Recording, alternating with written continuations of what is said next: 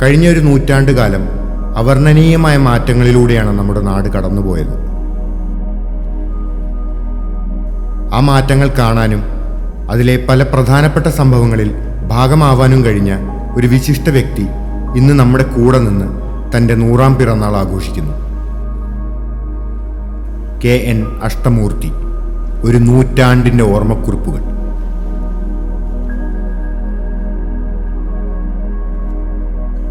നെടുമ്പള്ളി വാസുദേവൻ നമ്പൂതിരിയുടെയും നീലി അന്തർജനത്തിൻ്റെയും മക്കളിൽ 4ാമനായി പാലക്കാട് ജില്ലയിലെ കടമ്പഴിപ്പുറത്തിനടുത്ത് കുളക്കാട്ടുകുറിശ്ശിയിൽ 1924 അദ്ദേഹത്തിൻ്റെ ജനനം.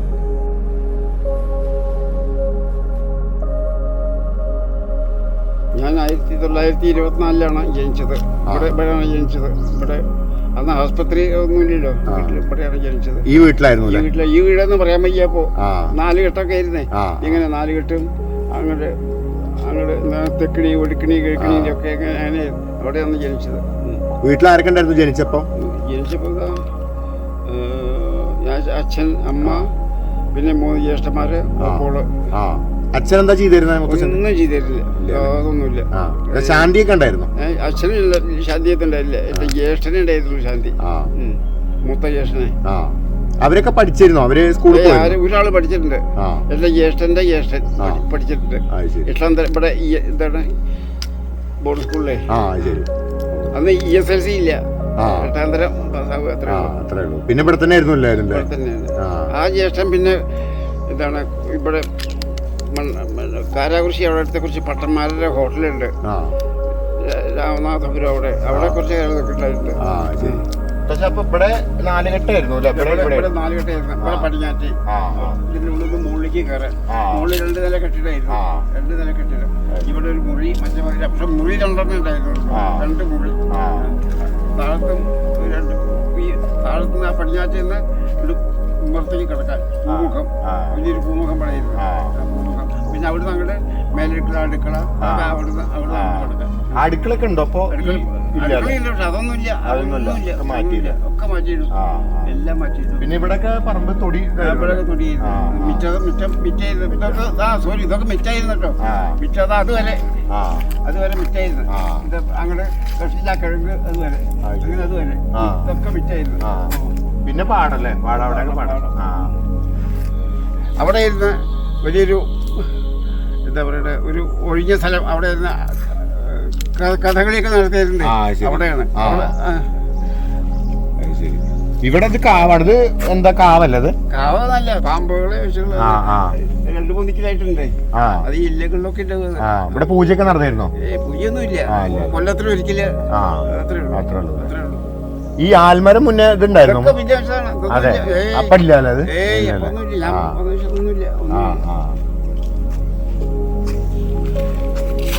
പിന്നെ ഇത് മാറ്റിപ്പണിത് എപ്പോഴായിരുന്നു? ഇത് പുതുക്കിയത് എപ്പോഴായിരുന്നു? അത് 2000-ന് ശേഷം. ആ സമയത്തല്ലേ? അതുവരെ അത് പഴയ തന്നെയായിരുന്നു. വീട് പോയിരുന്നു. കുറെ അവിടെ അടുക്കള അതൊക്കെ വീട് പോയിരുന്നു. പിന്നെ എന്റെ ദൈവത്തിന്റെ അച്ഛൻ ദിനേശനായിട്ടാണ് ദിനേശന്റെ അച്ഛനായിട്ടും ദിനേശനായിട്ടാണ് ഇതൊക്കെ ഇങ്ങനെയാക്കിയത്. കംപ്ലീറ്റ് മാറ്റി. വീട്ടിൽ നിന്ന് മാറിയത് എപ്പോഴായിരുന്നു? മുത്തച്ഛൻ എപ്പോഴാണ് മാറിയത്? ഞാൻ മാറിയത് 61 മാറിയത്.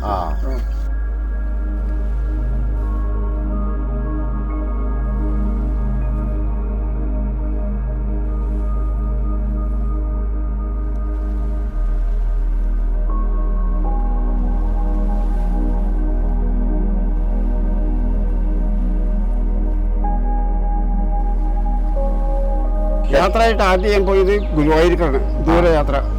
ഗുരുവായൂർക്ക് എൻ്റെ അമ്മയുടെ കൂടെ. അമ്മ എന്നെ തൊഴിക്കാൻ വേണ്ടി കൊണ്ടുപോയിട്ട്. അന്ന് എനിക്ക് 5-6 വയസ്സാണ്. ഇവിടെ നടന്നിട്ടാണ് പോകുന്നത്. നടന്നിട്ട് ആ യാത്രയെ കുറിച്ചൊന്ന് പറയാൻ പറ്റുമോ? ആ യാത്ര ഞാൻ ഇവിടുന്ന് അമ്മ എന്നെ എടുത്തുകൊണ്ടെല്ലാം കഷ്ടിച്ച് നടന്നുകൊണ്ട് ഇവിടുന്നാണ്ട് പോവും.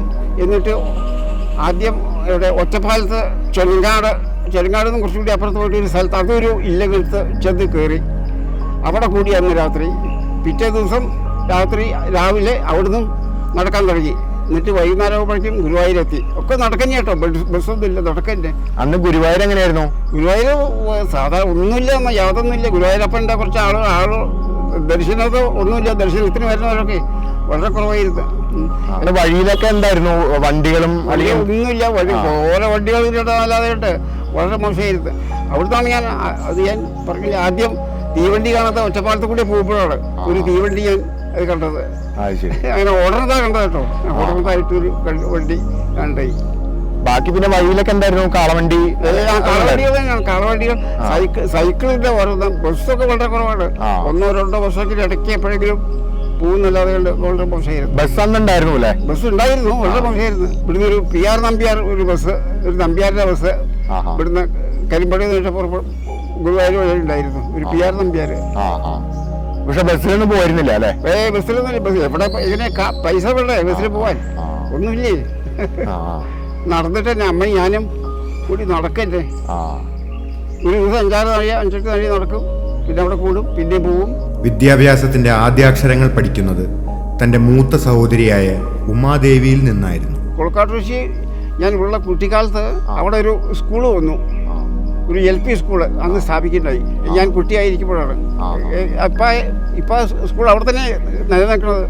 അവിടെ ഒരു LP സ്കൂൾ, ഒരു കുട്ടികൃഷ്ണൻ നായർ എന്ന് പറഞ്ഞിട്ട്, കുളപ്പള്ളി ഒരു കുട്ടികൃഷ്ണൻ നായർ, അദ്ദേഹം വന്നിട്ട് അവിടെ ഒരു സ്കൂള് താഴെ കൊടുത്ത് ഒരു നമ്പൂരി ആണ് സ്ഥലം കൊടുത്തത് ഫ്രീ ആയിട്ട്.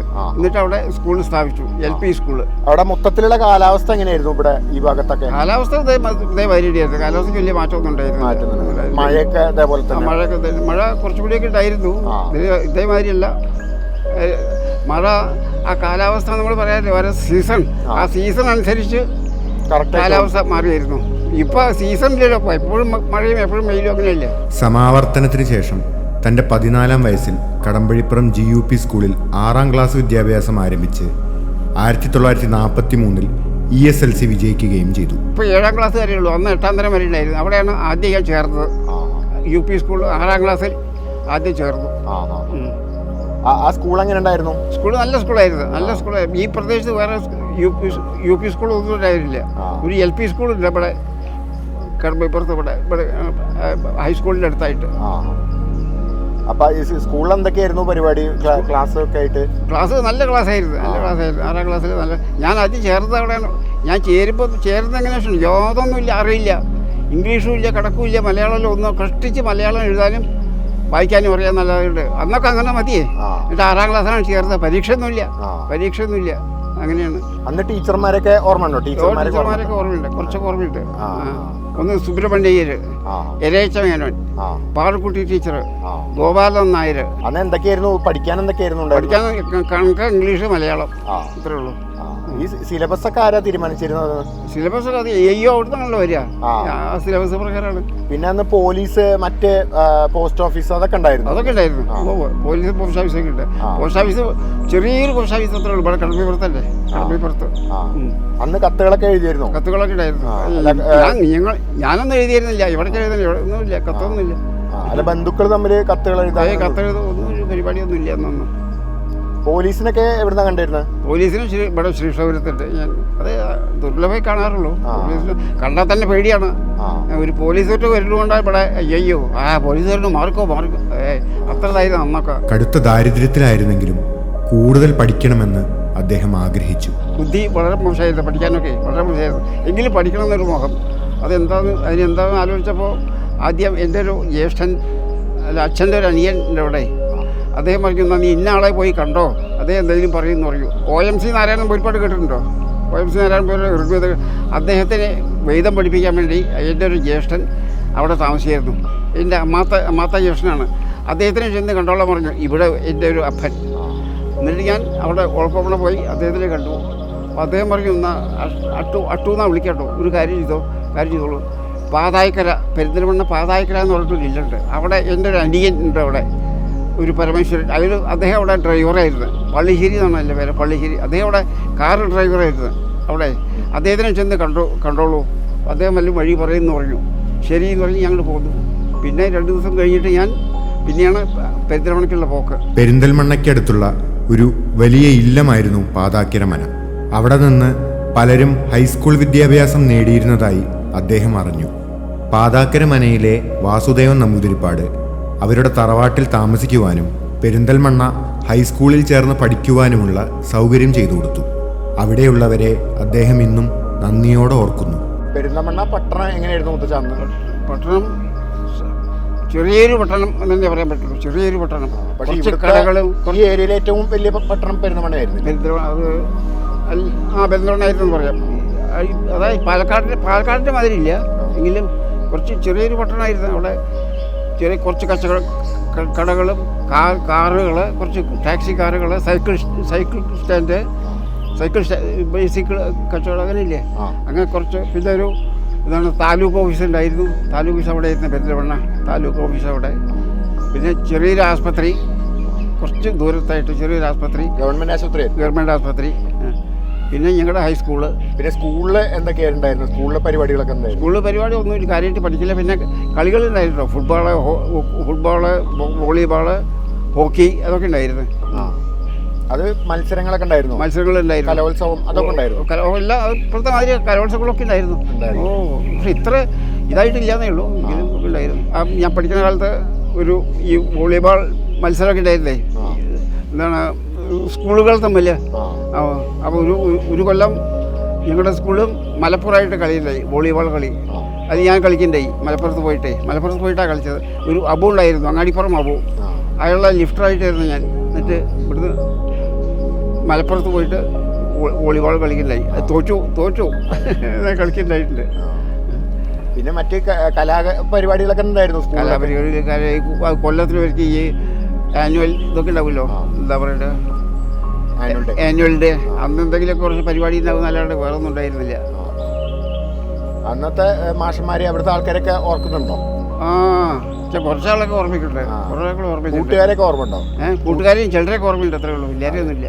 അവരായിട്ട് പിന്നെ ബന്ധം പിന്നെ ഓരോയിട്ട് ബന്ധം ഈ പറയില്ലേ, അങ്ങാടിപ്പുറത്ത് ഞാൻ പറയില്ലേ, എൻ്റെ ജ്യേഷ്ഠൻ്റെ മകളുടെ അനിയത്തിൻ്റെ മകൾ, അവരെ മാത്രം ബന്ധമുണ്ട്. ബാക്കി ആരായിട്ടും പിന്നെ കണ്ടിട്ടോ സംശയമാണ് അവരൊക്കെ. അന്നപ്പോ വീട്ടിലേക്ക് ഇടയ്ക്ക് വന്നിരുന്നോ? ഇല്ല, വരുന്ന കാശ് വേണ്ടേ. കത്ത് എഴുതിയിരുന്നോ? കത്തും എഴുതില്ലല്ലോ, ഒന്നുമില്ല. എന്തായിരുന്നു ഒരു വീട്ടുകാർക്ക് അറിയാലേ? അവിടെ വീട്ടുകാർക്കറിയാം. വേറെ അവിടുന്ന് എങ്ങടേലും പോയിരുന്നോ പെരിന്തൽമണ്ണ? എവിടേക്ക് പോയിട്ടില്ല. അങ്ങാടിപ്പുറം പെരിന്തൽമണ്ണ അത്രേ ഉള്ളൂ. റെയിൽവേ സ്റ്റേഷനും ഇതൊക്കെ ഉണ്ടായിരുന്നില്ല അന്ന്? റെയിൽവേ സ്റ്റേഷൻ ഉണ്ടായിരുന്നു, അങ്ങാടിപ്പുറത്തെ ചെറിയ റെയിൽവേ സ്റ്റേഷൻ, അത്രേ ഉള്ളൂ. 1-2 ബസ് അല്ല വണ്ടി വരും, അത്രേ ഉള്ളൂ. സിനിമയൊന്നും ഉണ്ടായിരുന്നില്ലല്ലോ അന്ന്? സിനിമ കൊട്ടായി, എന്താ പറയണ്ടേ, ടെൻറ്റ് കെട്ടിയിട്ടേ അങ്ങനെ എപ്പോഴെങ്കിലും വന്നിട്ട് 4 മാസം കളിക്കും, എന്നിട്ട് അവരോട് പോവും. അങ്ങനെ ഉണ്ടായിരുന്നു. ഇത് ഏത് വർഷമായിരുന്നു പെരിന്തൽമണ്ണ ഉണ്ടായിരുന്നത്? ഏത് വർഷത്തിലായിരുന്നു അത്? 44-45 കാലത്താണ്. ആദ്യം ഒരു സിനിമ കണ്ടത് ഞാൻ എവിടുന്നാണ്, പെരിന്തൽമണ്ണയിൽ നിന്ന്. ഭയങ്കര യുദ്ധം സിനിമയുടെ പേര് തന്നെയുള്ളൂ. യുദ്ധത്തിനെ പറ്റി എനിക്ക് കാണിക്കാൻ അത്രയേ ഉള്ളൂ. കഥയൊക്കെ ഉണ്ടായിരുന്നു? കഥയൊന്നുമില്ല. ഇത് ഞാൻ കാര്യമായിട്ട് ഇപ്പോഴത്തെ എന്താണ് വെടിവെപ്പും മറ്റും മറിച്ചും അതൊക്കെ തന്നെയാണ് കാര്യയുടെ. എല്ലാ കഥ ഉണ്ടായിരുന്നോ എനിക്ക് ഓർമ്മയില്ല. ആദ്യം കണ്ട സിനിമ. സൗണ്ട് സൗണ്ടൊക്കെ ഉണ്ട്. മലയാളമായിരുന്നു? വൈറ്റാണ്, എന്താ പറയണ്ടേ, ബ്ലാക്ക് ആൻഡ് വൈറ്റ് ആണ്. മലയാളം ഉണ്ടായിരുന്നു. മലയാളം. 5th ഫോമിൽ പഠിച്ചിരുന്ന കാലത്ത് SFIയുടെ ആദ്യ രൂപമായ AKSF, ഓൾ കേരള സ്റ്റുഡൻസ് ഫെഡറേഷനിൽ അംഗത്വം നേടുന്നു. ഇന്ത്യ മുഴുവനും സ്വാതന്ത്ര്യ സമരം നടക്കുന്ന കാലഘട്ടമായിരുന്നെങ്കിലും അതിൻ്റെ യാതൊരു വിധത്തിലുള്ള പ്രതിഫലനവും അദ്ദേഹം താമസിച്ചിരുന്ന സ്ഥലങ്ങളിൽ കണ്ടിരുന്നില്ല. പെരിന്തൽമണ്ണ ഒരു ഓഫീസൊക്കെ ഉണ്ടായിരുന്നു. CPM-ൻ്റെയാണ്, അന്നൊന്നേ ഉള്ളൂ. കമ്മ്യൂണിസ്റ്റ് പാർട്ടി ഓഫ് ഇന്ത്യ, അത്രയേ ഉള്ളൂ. അത് അവരൊരു ഓഫീസ്. അതിലൊരു മുഹമ്മദ് ഇസാഖ്, അന്ന് കേരളത്തിൽ പ്രധാനപ്പെട്ട നേതാക്കന്മാരിൽ 2-3-4 ആളെ ഉണ്ടായിരുന്നുള്ളൂ. ഒന്ന് ഈ മുഹമ്മദ് ഇസാഖ്, EMS, AKG, പിന്നെ ഈ പ്രദേശത്തെ EP ഗോപാലൻ, അത്രയൊക്കെ തന്നെ ഉള്ളൂ. ഈ മുഹമ്മദ് ഇസാഖാണ് എപ്പോഴും ഓഫീസിലുണ്ടാവുക. അപ്പോൾ എനിക്ക് സമയമുള്ളപ്പോൾ ഞാൻ പാർട്ടി ഓഫീസിൽ പോകും. 5th ഫോമിൽ കുറച്ച് ആവുന്നത് വരെ, അതായത് 9ാം ക്ലാസ് ഇന്നത്തെ 5th ഫോമിൽ കുറച്ചൊരു 3-4 മാസം ഞാൻ റെഗുലറായിട്ട് സ്കൂൾ വിട്ടാൽ ഓഫീസിൽ പോയിരുന്നു, അല്ല ഇവിടെ പോയിരുന്നു. എന്നിട്ട് അവിടെ ക്ലാസ്സൊക്കെ അറ്റൻഡ് ചെയ്യുക ഉണ്ടായിരുന്നു. ഈ മുഹമ്മദ് ഇസാഖ് ഭയങ്കര രാഷ്ട്രീയക്കാരാണ്, എല്ലാ നേതാവുമാണ് കേട്ടോ. ചെറുപ്പമായിരുന്നു. അവിടെ പോയി ഇരിക്കും, കുറേ നേരം ഇരിക്കും, എന്നിട്ട് പോവും, അങ്ങനെയായിരുന്നു. പിന്നെ ഒരു 5th ഫോമിൽ ഒരു 5-6 മാസം കഴിഞ്ഞപ്പോഴാണ് എൻ്റെ ഈ സാമ്പത്തികമായിട്ട് ഞാൻ വളരെ ബുദ്ധിമുട്ടായില്ലായിരുന്നു. അപ്പോഴാണ് എന്തോ ഭാഗ്യത്തിന് അവിടെ ഒരു അമ്പലമുണ്ട്, പാതാക്രമണ ഒരു അമ്പലമുണ്ട്. അമ്പലം. ആ അമ്പലത്തിലെ ഒരു ശാന്തിക്കാരുണ്ടായിരുന്നു, അദ്ദേഹം പിരിഞ്ഞു പോയി. അപ്പോൾ എന്നോട് പറ്റുമോ ചോദിച്ചു അവിടെ. അത് 2-3 മാസം മുമ്പേ. അപ്പോൾ ഞാൻ പഠിച്ചില്ല എന്ന് പറഞ്ഞു. പഠിച്ചോളൂ എന്ന് പറഞ്ഞു. എന്നിട്ട് ആ ശാന്തിക്കാരൻ എന്നെ പഠിപ്പിച്ചു. ഒരു വിഷ്ണുവിൻ്റെ ക്ഷേത്രമാണ്, ആ വിഷ്ണു പൂജയൊക്കെ എന്നെ പഠിപ്പിച്ചു. എന്നിട്ട് അദ്ദേഹം പറഞ്ഞാൽ എന്നെ അവിടെ ശാന്തി കഴിക്കാൻ പറ്റുമോ ചോദിച്ചു. ഓ, ഞാൻ കഴിക്കാൻ നമ്പൂരിയൊക്കെ സമ്മതിച്ചാൽ, അവിടുത്തെ നമ്പൂരിപ്പാടൊക്കെ സമ്മതിച്ചാൽ ഞാൻ കഴിക്കാൻ തുടങ്ങി. നമ്പൂരിപ്പാട് സമ്മതിച്ചു. ഇദ്ദേഹം എന്നിട്ട് പെൻഷൻ പോയി. എന്നിട്ട് ഞാൻ അവിടെ ശാന്തി തുടങ്ങി. 7,500 ഉറുപ്പ്യ ശമ്പളത്തിൽ ശാന്തി തുടങ്ങി. അപ്പോൾ രാവിലെയും വേണം, വൈകുന്നേരവും വേണം. രാവിലെ നേരത്തെ ഒരു 6 മണിക്കൊക്കെ കുളിച്ചിട്ട് അമ്പലത്തിൽ പോയിട്ട് ദൈത്യപ്പിക്കലും പൂജയൊക്കെ കഴിച്ചിട്ട് ഒരു 8 മണി കഴിയുമ്പോഴേക്കും തിരിച്ചു വരും. എന്നിട്ട് ഇവിടെ വന്നാൽ പിന്നെ കുറച്ച് പഠിക്കലൊക്കെ ഒരു കരിയാണ്, ഒന്നും ഉണ്ടായിട്ടില്ല കാര്യമായിട്ടുള്ളത്. അത് ഞാൻ സ്കൂൾ വിട്ടാൽ 5 മണിക്ക് ഇവിടെ വരണം, ഏത് അമ്പലത്തിൽ വരണം. അമ്പലത്തിൽ വന്നിട്ട് കുളിച്ചിട്ട് അമ്പലത്തിൽ വന്നിട്ട് പൂജയൊക്കെ ചെയ്യണം. അപ്പോൾ അന്ന് മുതൽ എന്ന് പറയട്ടെ, ഈ രാഷ്ട്രീയം ഉണ്ടല്ലോ, അത് അല്ലെങ്കിൽ രാഷ്ട്രീയം വലിയ കാര്യമായിട്ടില്ലെങ്കിൽ അന്ന് മുതൽ തീരെ പറ്റാതായി. അതിൻ്റെ ഇടയിലാണ് ഒരു ദിവസം ഒരിക്കൽ AKG അവിടെ വരെ ഉണ്ടായിട്ടുണ്ട്. AKG പരിചയപ്പെടുകയൊക്കെ ഉണ്ടായി. ഈ മുഹമ്മദ് ഇസാഖ് പരിചയപ്പെടുത്തി, ഇത് അന്വരാണ് അടുത്ത മെമ്പർമാരെയൊക്കെ പറ്റിയിട്ട് പരിചയപ്പെടുത്തി. അപ്പോൾ അന്ന് ഞാൻ AKG അന്നാണ് ആദ്യം കണ്ടിട്ടുള്ളത്. AKG പെരിന്തൽമണ്ണ വെച്ചിട്ട്, ഓഫീസിൽ വെച്ചിട്ട്. അങ്ങനെയാണ് AKG ആയിട്ടുള്ള പരിചയം എന്ന് പറയാമെങ്കിൽ. പരിചയം വെച്ചാൽ അങ്ങോട്ട് പരിചയമുണ്ട്, ഇങ്ങോട്ട് ഒന്നുമില്ല. അങ്ങനെ ഇരിക്കുമ്പോഴാണ് ഞാൻ പറഞ്ഞില്ല, അവിടെ ഈ ശാന്തിയൊക്കെ തട്ടിയപ്പോൾ എനിക്ക് വൈകുന്നേരം ഈ ഓഫീസിൽ പോകാനോ ക്ലാസ് അറ്റൻഡ് ചെയ്യാനോ ഒന്നിനും പറ്റില്ല. കാരണം എൻ്റെ ജീവിതം ഇതാണ്, എൻ്റെ ജീവിതം പഠിക്കലും ഇതാണല്ലോ. എന്നിട്ട് ഞാൻ അതാണ് എന്നിട്ട് ഞാൻ കുറച്ച് ദിവസം പോകാതിരുന്നപ്പോഴാണ് ഈ മുഹമ്മദ് ഇസാഖ് AKGയോട് ഇങ്ങനെ പറഞ്ഞു, ഇതെങ്ങനെ അഷ്ടമൂർത്തി ഇതിന് ക്ലാസ്സൊന്നും വരുന്നില്ല, എന്താണെന്ന് അറിയില്ല, ക്ലാസ്സിലൊന്നും വരാറില്ല, റെഗുലറായിട്ട് വരാറില്ല എന്ന് പറഞ്ഞു. എന്നിട്ട് അപ്പോൾ AKGക്ക് എങ്ങനെയോ എന്നെ പറ്റി മനസ്സിലാക്കിയിട്ടുണ്ട്. അപ്പോൾ പറഞ്ഞു, അവിടുന്ന് Murthy should not be a bookworm. അയാളൊരു കഥ എഴുതിയെടുക്കുക ഈ മുഹമ്മദ് ഇസാഖിലെ എന്നെ പറ്റിയിട്ട്, Murthy should not be a bookworm. അദ്ദേഹത്തിന് ഇതൊന്നും അറിയില്ലല്ലോ. ഞാൻ പറഞ്ഞു പുസ്തക പുഴുവാണെന്ന് അവർ വിചാരിച്ചത്. അതൊന്നുമല്ല, വായിക്കലൊക്കെ കമ്മിയാണ്. ഇതാണ് എൻ്റെ ജോലി. അല്ലെ പഠിപ്പ് കഴിയണം, അതാണല്ലോ. അതിനുള്ള സാഹചര്യങ്ങൾ ഉണ്ടാക്കില്ല, അതാണ് ഉണ്ടായിരുന്നത് ജാതിയായിട്ട്. അപ്പോൾ ഈ പാർട്ടി യോഗങ്ങളിലൊക്കെ പങ്കെടുക്കലൊക്കെ വളരെ കുറവായിരുന്നു. അതിനുശേഷം ഈ ശാന്തി തുടങ്ങിയ ശേഷം 5th ഫോമിൽ ഒരു പകുതിയൊക്കെ ആയപ്പോഴേക്കാണ് അങ്ങനെ ആയത്. EMSനെ പരിചയപ്പെട്ടിരുന്നു? EMSനെ പരിചയപ്പെടുന്നില്ല, കണ്ടിട്ടുണ്ട്, പിന്നെയും കണ്ടിട്ടുണ്ട്. പിന്നെ EMSനെ പലതവണ ഈ പ്രസംഗമൊക്കെ കേട്ടിട്ടുണ്ട്. ഈ EMS ഇവിടെ കട്ടുപ്പാറ എന്ന് പറയുന്ന സ്ഥലത്താണ് താമസിക്കുന്നത്, കട്ടുപ്പാറ ചെറുതിര.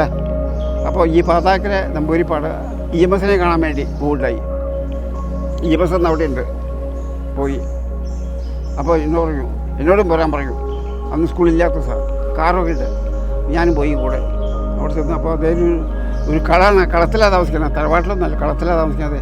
നിങ്ങൾ അങ്ങനെ ചെന്നപ്പോൾ മുകളിൽ തന്നെ കിടക്കുക, ഒരു മുണ്ട് മരിച്ചിട്ട് മുകളിൽ നിലത്ത് തന്നെ കിടക്കുകയാണ്. അവർ തല വെച്ചിട്ട് എന്താ വായിച്ചുകൊണ്ടിരിക്കുകയാണ്. ഇപ്പോഴാണ് ചെന്നത് 12-11 മണിയായിപ്പോൾ ഊണ് കഴിക്കാന്ന് പറഞ്ഞു. എന്നിട്ട് താഴത്ത് വന്നിട്ട് EMSനെ വിളമ്പി തന്നത്.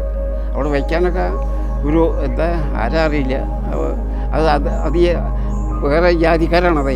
അത് ഇദ്ദേഹത്തിന് പിടിക്കുമെന്ന് അറിയില്ല. ഈ നമ്പൂരിപ്പാടിൻ്റെ കൂടെ നമ്പൂരിപ്പാടില്ല, അദ്ദേഹത്തിന് ഇത് എനിക്ക് പ്രശ്നമില്ല. അദ്ദേഹത്തിനെ പിടിക്കുമെന്ന് പറഞ്ഞിട്ട് EMSനെ വിളമ്പി തന്നത്. EMSനെ വിളമ്പി ഊടൊക്കെ കഴിച്ചത്. എന്നിട്ട് ഊണ് കഴിഞ്ഞിട്ട് അധികം നേരം കുറച്ച് നേരം ഇരുന്നു. എന്നിട്ട് പിന്നെ എന്തൊക്കെ അവരോട് ചോദിച്ചായിരുന്നു. എന്നിട്ട് പോവുകയും ചെയ്ത് ഞാൻ. അതാണ് ആദ്യം കണ്ടത് EMSനെ. പിന്നെ പലതിക്കൊന്നും കണ്ടിട്ടുണ്ട് കേട്ടോ, മീറ്റിങ്ങിനൊക്കെ. 1947 SSLC വിദ്യാഭ്യാസം പൂർത്തിയാക്കി 1 വർഷം ടൈപ്പിംഗ് ഷോർട്ട് ഹാൻഡും അഭ്യസിച്ചു.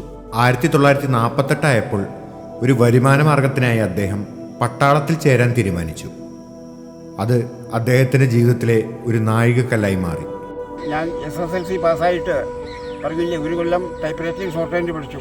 അത് ജനുവരി 48 ജനുവരി ആയപ്പോഴേക്കും ലോവർ പരീക്ഷ കഴിഞ്ഞു. പിന്നെ എന്താ വേണ്ട ശരിയാണ്, ഈ പറ്റില്ല എന്ന് പറഞ്ഞിട്ട് ഞാൻ റെയിൽവേയിലേക്ക് അപ്ലൈ ചെയ്തു. ഒരു പരസ്യം വന്നു ജനുവരിയോ ഡിസംബറിലോ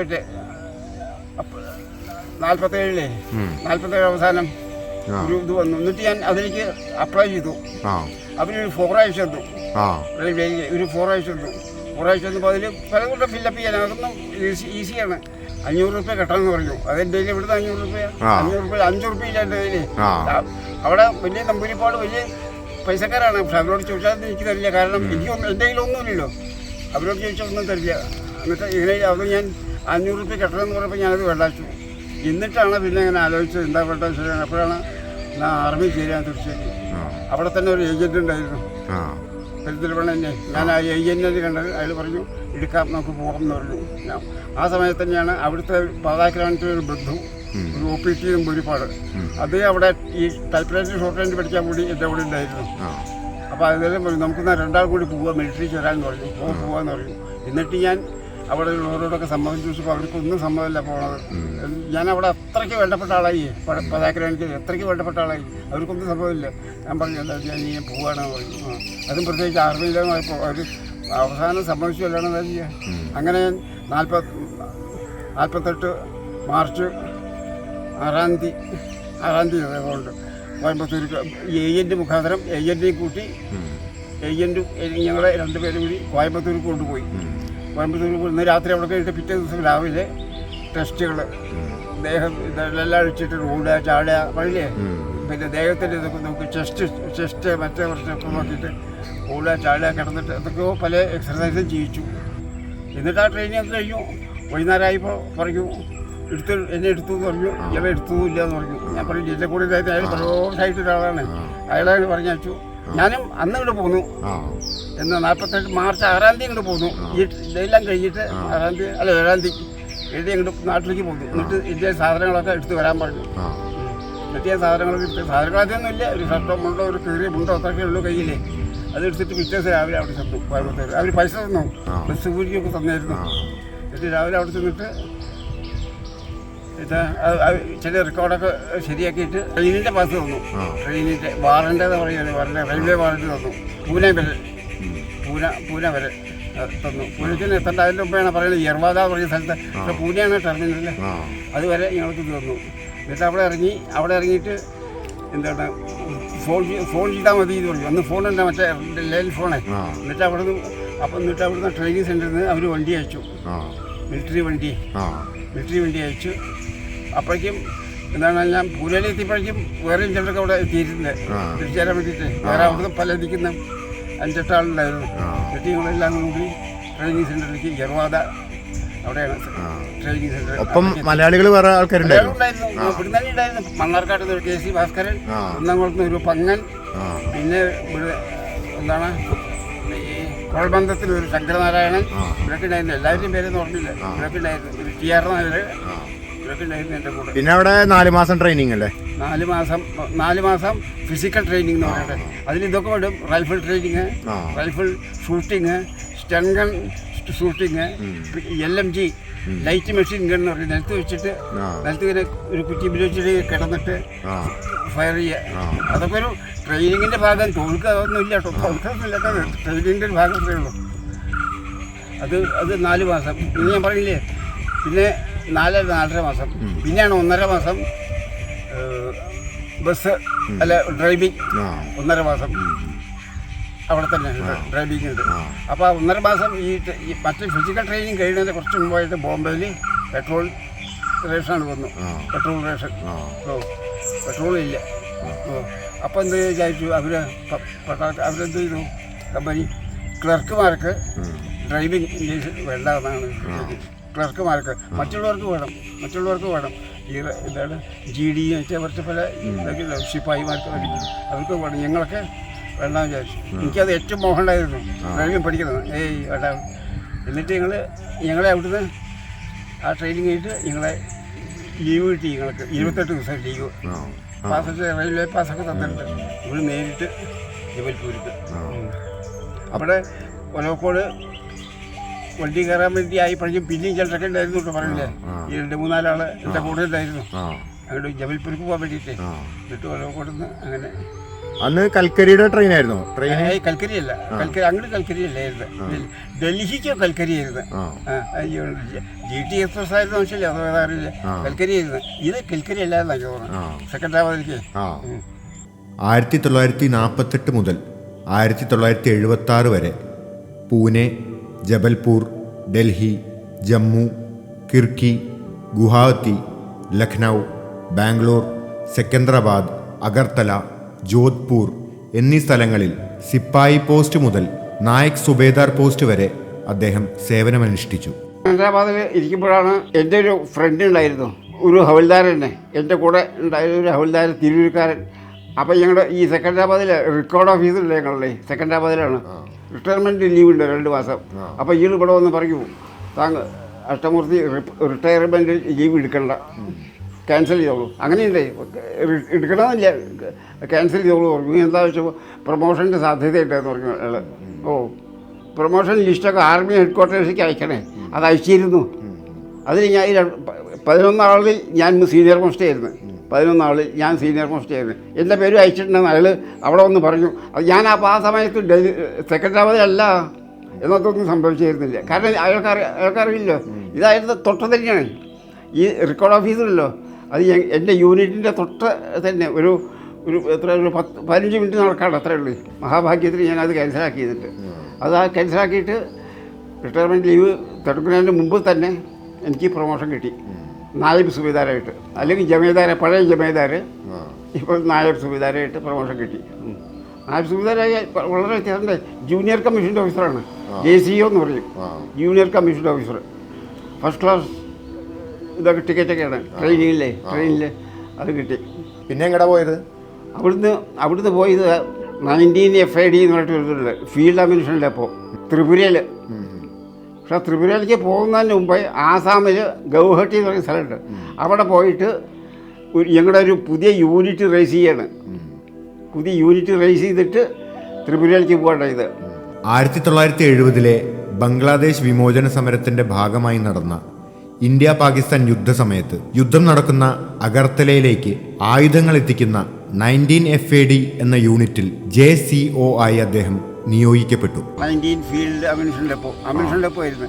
അവിടുന്ന് ഞങ്ങളൊരു യൂണിറ്റാണ് മൂവ് എന്ന് പറയാൻ, സർവ്വ സാധനങ്ങളും കൂടിയിട്ട് ആംസ്, അമ്യൂണിഷൻ, മനുഷ്യരുടെ ഡ്രസ്സ്, പിന്നെന്താണ് കുക്ക്, സ്ലീപ്പർ, പറയുന്നത് എല്ലാവരും, വണ്ടികൾ എല്ലാം കൂടിയുണ്ട് മൂവ് ആണ്. എവിടേക്ക്? ത്രിപുര എന്ന് പറയുന്ന സ്ഥലത്തേക്ക്, ത്രിപുരയിലെത്തിയിട്ട് അതൊരു 5-6 ദിവസം പിടിച്ചു അവിടേക്ക് എത്താൻ, ത്രിപുരയിലെത്താനേ. അവിടുന്നാണ് തെലിയമുറ, അതായത് അഗർത്തലയുടെ അടുത്ത തെലിയമുറ എന്ന് പറഞ്ഞൊരു അതേമാതിരി ഇത്രയില്ല, ഒരു ഇതായിട്ടുള്ള ഒരു ഗ്രാമമാണ് അവിടെ. അവിടെയാണ് ഞങ്ങളുടെ യൂണിറ്റ് റേസ് ചെയ്യേണ്ടത്. അതൊരു കാട് പ്രദേശമാണ്. പക്ഷേ യൂണിറ്റ് റേസ് ചെയ്യേണ്ട ആ പ്രത്യേക സ്ഥലത്ത് പറഞ്ഞാവും തോട്ടാ, 4 ഭാഗവും പറഞ്ഞാവും തോട്ട. അതിൻ്റെ ഇടയിലാണ്. കാരണം ഈ അമ്യൂണിഷൻ്റെ ഒപ്പം അവിടെ വളരെ സീക്രട്ടായിരിക്കണം, അതിൻ്റെ ലൊക്കേഷനെ വളരെ സീക്രട്ടായിരിക്കണം. അവിടെയാണ് ഞങ്ങളെ അത് റേസ് ചെയ്തത്, തെലിയമുറ എന്ന് പറയുന്ന സ്ഥലത്ത്. അപ്പോൾ അതിന് ഞങ്ങൾ എത്രയുടെ മുമ്പേ ഒരു പാർട്ടി മുമ്പേ കൂട്ടി പോയിരുന്നു, അഡ്വാൻസ് പാർട്ടി ആയിട്ട്. എന്നിട്ട് അവിടെ ഞങ്ങൾ ടെൻറ്റൊക്കെ കെട്ടി, എന്താണ് ഇത് ശരിയായില്ല, ചാർപ്പായൊന്നും ശരിയാക്കിയില്ല, ടെൻറ്റൊക്കെ കെട്ടി ശരിയാക്കിയായിരുന്നു. എന്നിട്ട് ഞങ്ങൾ ചെന്നിട്ടാണ് അവിടെ കുറേ എന്താ ഖസിയാനികളെന്ന് പറഞ്ഞത് അവരെ കൊണ്ട് പറഞ്ഞിട്ട് കട്ടിലുണ്ടാക്കിച്ചു, മുളകൊണ്ട് കട്ടിലുണ്ടാക്കിച്ചു. അവർക്ക് ഒരു കെട്ട് ബീഡിയൊക്കെ കൊണ്ട് അവരുണ്ടാക്കി തന്നു. അപ്പൊ എന്തായിരുന്നു അവിടെ മെയിൻ പണി? എന്തായിരുന്നു? ഈ അമ്യൂണിഷൻ ഇഷ്യൂ ചെയ്യുക. അമ്യൂണിഷൻ ചിലപ്പോൾ അമ്യൂണിഷൻ പറയുന്നത് റൗണ്ട്സ് ചെയ്യും, പിന്നെ ഈ 3 നോട്ട്, പിന്നെ എന്താ പറയുക, ചെറിയ ബോംബുകൾ, ബോംബ് എന്ന് പറഞ്ഞാൽ ഗ്രനേഡ്, മറ്റേ പിന്നെ LMG ലൈറ്റ് മെഷീൻ ഗണ്ണിൻ്റെ ചെറിയ ഈ 105 mm ഗോളികൾ, നീളത്തിലുള്ള ഗോളികൾ, ഇത്ര നീളത്തിലുള്ള ഗോളികൾ, അതൊക്കെ സപ്ലൈ ചെയ്യുക യുദ്ധസമയത്ത്. അപ്പോൾ ഞങ്ങൾക്കത് ഏത് സമയത്തും വേണ്ടി വരും. ചിലപ്പോൾ രാത്രി 1 മണിക്കൊക്കെ വിളിക്കുക, സാധനം കഴിഞ്ഞു പറഞ്ഞിട്ട്. എന്നിട്ട് കമ്പ്യൂട്ടറിൽ വെച്ചിട്ടാണോ, മറ്റൊന്നുമില്ല, കമ്പ്യൂട്ടറിൽ വെച്ച് വൗച്ചറൊക്കെ ഉണ്ടാക്കി, ഷോ ഉണ്ടാക്കി അയക്കണം. പിന്നെ വളരെ യുദ്ധത്തിന് വലിയ ബോംബോ എന്താ പറയുക, വലിയ അമ്യൂണിഷനൊക്കെ ഇടുമ്പോൾ ഞങ്ങൾ കേൾക്കാൻ ശബ്ദം. 21 കിലോമീറ്റർ വെച്ച് അകലെയാണ് ഈ അഗർത്തല പറയുന്ന സ്ഥലത്ത്. അപ്പോൾ ഞങ്ങൾ താമസിക്കുന്ന സ്ഥലത്ത് അത് ശബ്ദം കേൾക്കാം. അന്ന് പേടി വരുന്നോ? ആൾക്കാരുണ്ടല്ലോ, നിങ്ങളൊന്നുമില്ല. യുദ്ധം കഴിഞ്ഞിട്ട് എല്ലാം സമാധാനമായിട്ട് പാകിസ്ഥാൻകാരൊക്കെ തോറ്റു പോയിട്ട് ഞങ്ങൾക്ക് സ്ഥലം കാണാൻ അനുവാദം കിട്ടി. അഗർത്തലയാണ് പ്രധാനമായിട്ട് അതിൻ്റെ ക്യാപിറ്റൽ അവിടെ ആയിരുന്നു, ത്രിപുരയുടെ. അത് കാണാനുള്ള അനുവാദം കിട്ടി. എന്നിട്ട് എല്ലാവരും പോയി കണ്ടു. എനിക്ക് മാത്രം തരാനില്ല. ഞാൻ എന്തോ ജോലിയുടെ തിരക്കൊണ്ട് ഒന്നും മനസ്സിലായില്ല. കുറെ കഴിഞ്ഞിട്ടാണ് ആരോ പറഞ്ഞു, കേടൻ സാറിനോട് പറഞ്ഞത് മൂർത്തിക്ക് പോകാൻ പറ്റിയിട്ടില്ല എന്ന് പറഞ്ഞു. പിന്നെ ഒരു ജീപ്പ് തന്ന് എന്നെയും അവിടേക്ക് അകത്തലേക്ക് പറഞ്ഞു വെച്ചു. അവിടെ ചെന്നപ്പോൾ എന്താ ഭയങ്കര കാണാൻ പോയി. അയ്യോ ആളുകൾ മനുഷ്യരില്ല എന്ന് മാത്രമേ ഉള്ളൂ. കെട്ടിടങ്ങളൊക്കെ വീടിട്ട് പാലൊക്കെ പൊളിയുക അങ്ങനെയില്ലേ, ഇതെല്ലാം പൊളിയ ഒരു കരിമയായിട്ട് കിടക്കുകയായിരുന്നു. അകത്തല ടൗണൊക്കെ പാലുണ്ടായിരുന്ന ഒരു പുഴയുടെ എന്താ പുഴയുടെ പേരെനിക്ക് ഓർമ്മില്ല. ആ പുഴയുടെ പാലം അതൊക്കെ പൊളിഞ്ഞ് കിടന്ന് അങ്ങനെയായിരുന്നു. യുദ്ധത്തിന് ശേഷം 12 ദിവസത്തെ തീവണ്ടി യാത്രയ്ക്കൊടുവിൽ ആ യൂണിറ്റ് ജോധ്പൂരിലെത്തി. 1976 ഡൽഹി ഡിപ്പോയിൽ നായക് സുബേദാർ പോസ്റ്റിലിരിക്കെ തൻ്റെ 28 വർഷത്തെ പട്ടാള ജീവിതത്തിൽ നിന്ന് അദ്ദേഹം വിരമിച്ചു.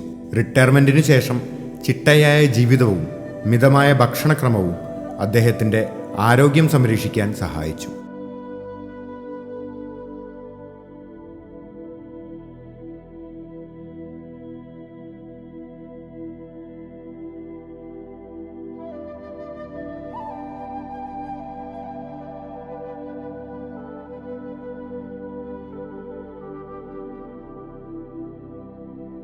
പണ്ട് മുതലേ കഥകളിയിലും മറ്റ് കലകളിലും താല്പര്യമുണ്ടായിരുന്ന അദ്ദേഹം റിട്ടയർമെൻറ്റിനു ശേഷം വളരെ സജീവമായി കഥകളി കാണാൻ പോവുകയും മക്കൾക്കും പേരക്കുട്ടികൾക്കും കഥകളി വിദ്യാഭ്യാസത്തിന് പ്രചോദനം നൽകുകയും ചെയ്തു.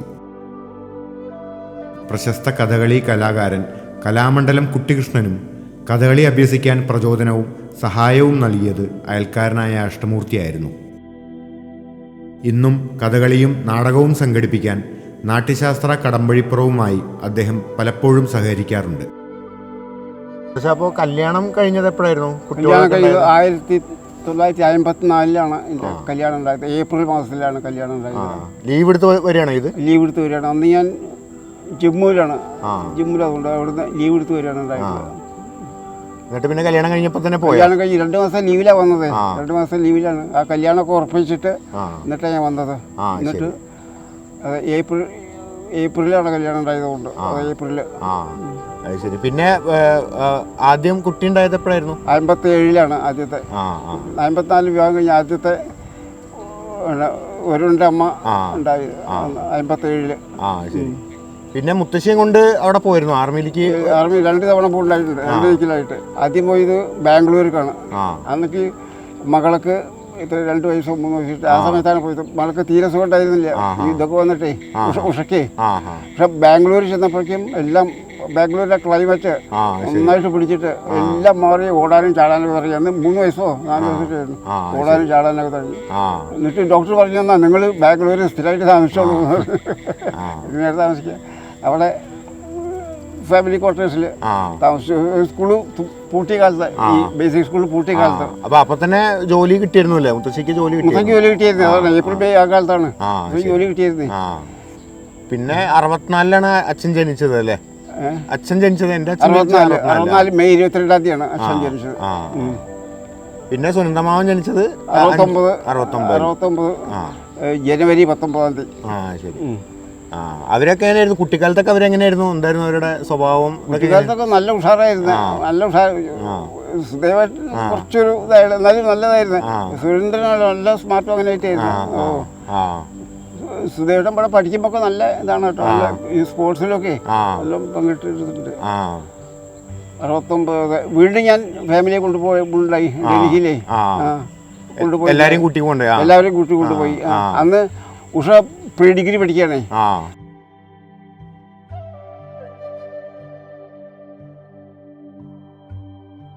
പിന്നെ റിട്ടയർമെന്റിന് ശേഷം എങ്ങനെയായിരുന്നു മുത്തശ്ശൻ ഓരോ ഇത് എങ്ങനെയായിരുന്നു? ബോറടി മാറ്റിയായിരുന്നു? എന്തായിരുന്നു ചെയ്യാൻ ഉദ്ദേശിച്ചത്? മറ്റേ യാതൊന്നുമില്ല കാര്യമായിട്ട്. വായിക്കുക അങ്ങനെയൊക്കെ? വായിക്കുക അത്രേ ഉള്ളൂ. അന്ന് പുസ്തകങ്ങളൊക്കെ വായിച്ചായിരുന്നു കേട്ടോ. പക്ഷെ എന്നാലും ഓർമ്മ അല്ല, ഇപ്പോഴാണ് ഓർമ്മ ഒട്ടും ഇല്ലാണ്ടായത്. അന്ന് കുറച്ച് ഓർമ്മ ഉണ്ടായിരുന്നു. ഇപ്പം പുസ്തകങ്ങൾ വായിക്കും. പുസ്തകങ്ങൾ ധാരാളം അവിടെ, അതൊക്കെ വായിച്ചായിരുന്നു. പിന്നെ എങ്ങനെയാണ് ഇത്ര മറ്റേ അസുഖങ്ങളൊന്നും ഉണ്ടായിരുന്നില്ലല്ലോ അത് കഴിഞ്ഞിട്ടും? ആർമിയിലൊക്കെ ആയിരുന്നപ്പോൾ അതിന്റെ എക്സസൈസും കാര്യങ്ങളും ഉണ്ടായിരുന്നു. 2-3 തവണ ആസ്പത്രിയിൽ അഡ്മിറ്റ് ആയിട്ടുണ്ട്. അതെ, ആർമിയിലായിരിക്കുമ്പോൾ 2-3 തവണ. ശരി. അതിന്റെ അസുഖം വന്നിട്ടല്ലേ? അസുഖം വന്നിട്ട്. പിന്നെ പക്ഷെ ആർമിക്ക് ശേഷം പിന്നെ എങ്ങനെയാണ് ഒരു അസുഖമൊന്നും വരാതെ? അസുഖമൊന്നും വരാതെ സാധാരണ നല്ല ഒരു സാധാരണ ജീവിതം. പ്രത്യേകിച്ച് ഉള്ള ഒരു അസുഖങ്ങളൊന്നും ഇല്ലാതെ എക്സസൈസ് ഒക്കെ ചെയ്തിരുന്നോ? പിന്നെ അത് കഴിഞ്ഞിട്ട് എക്സസൈസ് ചെയ്തിരുന്നു? ഇല്ല അല്ലേ? ഒന്നുമില്ല ഇങ്ങനെ നടക്കാന്നല്ലാതെ ആവശ്യത്തിന് നടക്കാനല്ലാണ്ട് അത്ര. ഈ ആർമിയിൽ കുറച്ച് സീനിയർ ആയി കഴിഞ്ഞാൽ പിന്നെ എക്സസൈസുകളൊക്കെ ഉണ്ടോ? എക്സസൈസ് ഒന്നുമില്ല. ആദ്യം ഡൽഹിയിൽ ഇരുന്നിരുന്നേ, ഡൽഹി കന്റോൺമെന്റിലായിരുന്നു. അന്ന് എനിക്ക് ചെറുപ്പമാണ്, ചെറുപ്പകാലം 10-36 വയസ്സായിരുന്നു. അന്ന് ഞാൻ ധാരാളം ഫുട്ബോളൊക്കെ കളിച്ചായിരുന്നു. ഫുട്ബോൾ ഞങ്ങളുടെ യൂണിറ്റിൽ തന്നെ നല്ലൊരു ചെറിയൊരു ടീം ഉണ്ടായിരുന്നു. പക്ഷെ പ്രാക്ടീസ് ഒന്നും ഇല്ല കേട്ടോ. നല്ല ടൂർണമെന്റ് വെച്ചിട്ടുണ്ടെങ്കിൽ അപ്പാടെ ഇറങ്ങിയ എല്ലാവരും കൂടി നീമായിട്ട് സൂചിക്കൊണ്ടു. അങ്ങനെ ഒരിക്കലും ഒരു ഒരു ടീമായിട്ട് കളിയുണ്ടായി. അത് എന്താണ്, സി ടീമായിരുന്നു ഞങ്ങളുടെ. A B team, B team, C ഉണ്ടല്ലോ, ഞങ്ങളുടെ സി ടീമായിരുന്നു. ആ ഒരു സി ടീമിലെ വേറെ ഏതോ ഒരു സിവിൽ ഇതിലായിട്ട്, ഞങ്ങളൊക്കെ മിലിറ്ററിയാണ്, ഒരു സിവിൽ ടീമായിട്ട് കളിച്ചു ഡൽഹിയിൽ വെച്ചിട്ട്. അത് ആ കളിയിലാണ് ഞാൻ പറയില്ല എനിക്ക് ഒരു ഇത് കിട്ടിയത്. ഞാനാണ് ഗോളാക്കിയത്.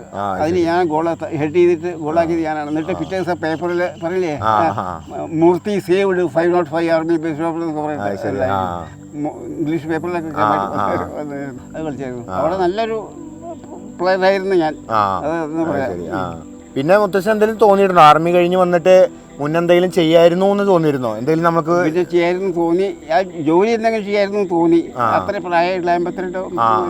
എന്നിട്ട് ഞാൻ എന്തിലേക്കാ, ട്രാഫിക് പോലീസ്.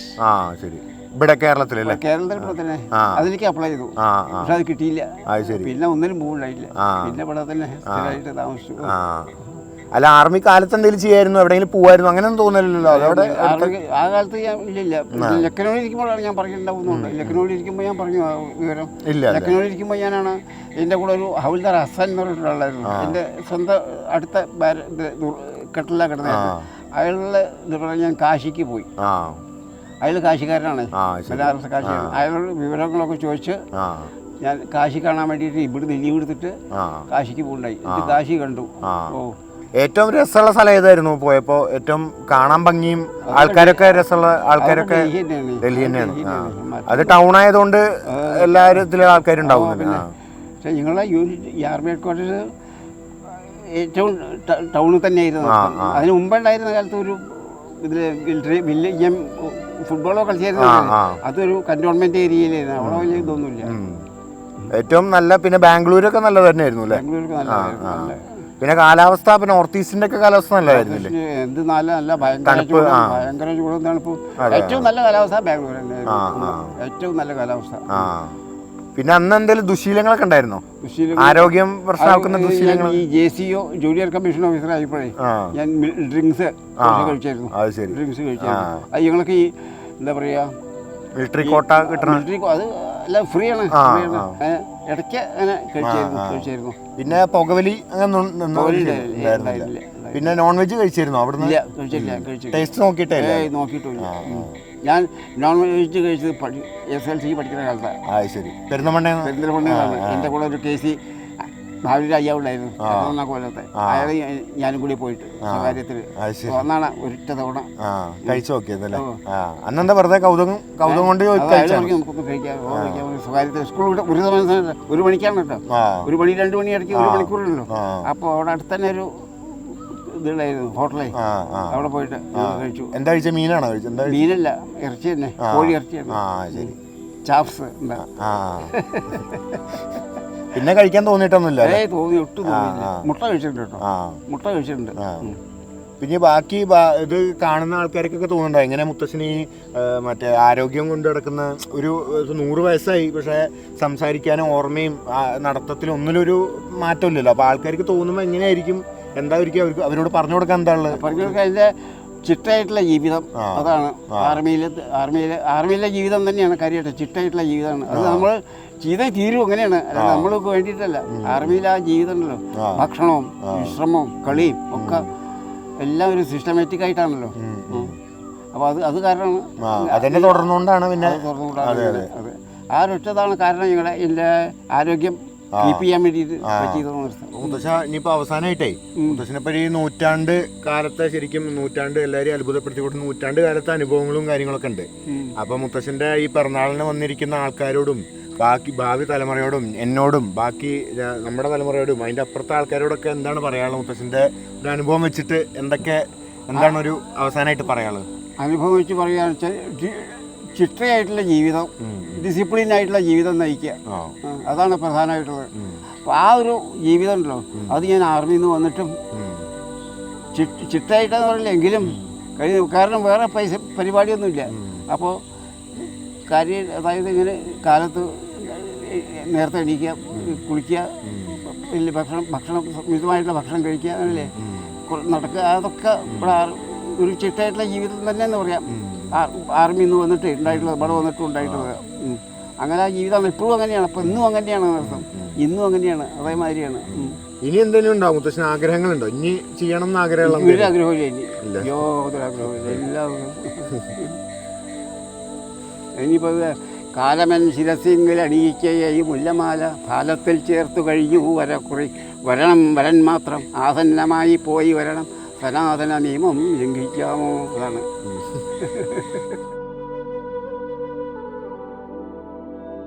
യൂട്യൂബിൽ കഥകളി കണ്ടും TV-യിലെ ഫുട്ബോൾ മത്സരങ്ങൾ കണ്ടും പുസ്തകങ്ങൾ വായിച്ചും അദ്ദേഹം തൻ്റെ വിശ്രമ ജീവിതം മുന്നോട്ട് നയിക്കുന്നു.